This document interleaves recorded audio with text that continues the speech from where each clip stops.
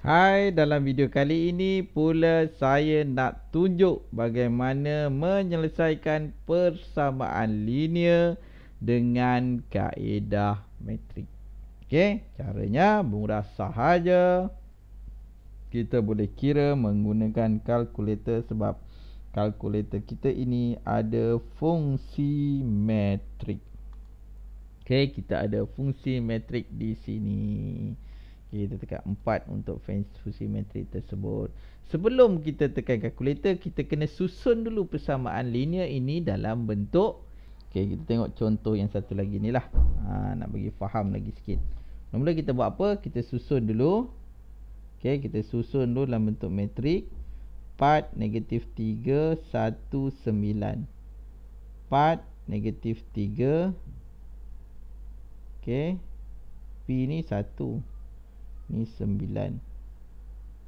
Okey, darabkan dengan P Q sama dengan -9 1.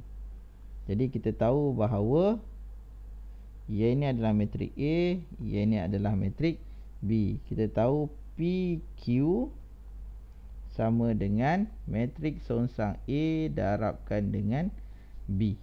Okey, metrik songsang A darabkan dengan B. Jadi kita kira, define dulu metrik A. Tekan option. Kita define metrik 1. Metrik A adalah 2 kali 2. Okey, define metrik 4 sama dengan -3 sama dengan 1 sama dengan 9. Okey, 4, -3, 1, 9. Itu adalah metrik A. Option, kita define lagi satu metrik B. Metrik B yang ini, tekan 2, number of row 2, kolom 1, kita ada -9 dengan 1. Okey, dapat je tu kan? Okey, sama dengan metrik songsang bagi A. Option, metrik calculate, tekan 3. Metrik songsang A, option 3. Untuk metrik A, kita songsangkan dia. Metrik songsang A apa? Kita dapat berapa? 3/13 lagi 1/13 lagi -1/39.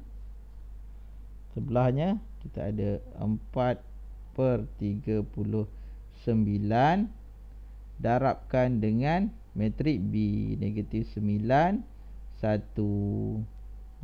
Dia macam itu.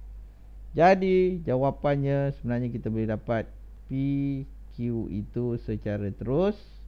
Bagaimana? Sama dengan option kita ada, sebenarnya kat sini metrik songsang A, option 3.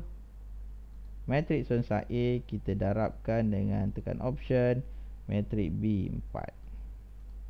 Kita akan dapat -2.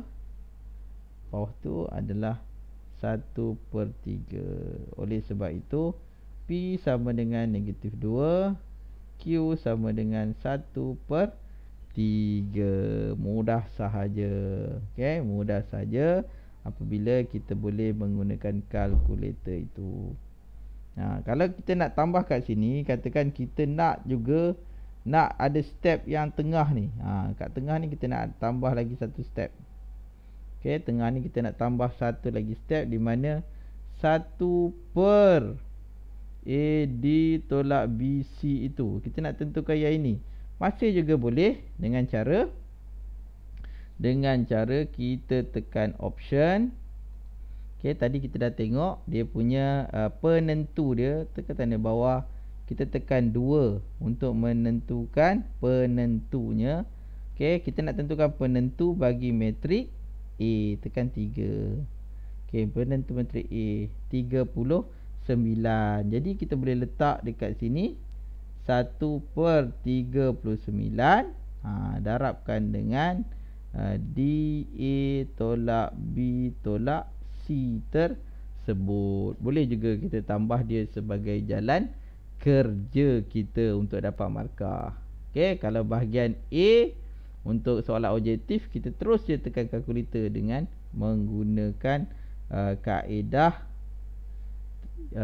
metrik, determine ke, nak calculate ke, macam tu. Tapi yang penting kita kena define dulu kita punya metrik. Harapnya membantu anda untuk menjawab soalan metrik dalam SPM kali ini. Okay, bye-bye.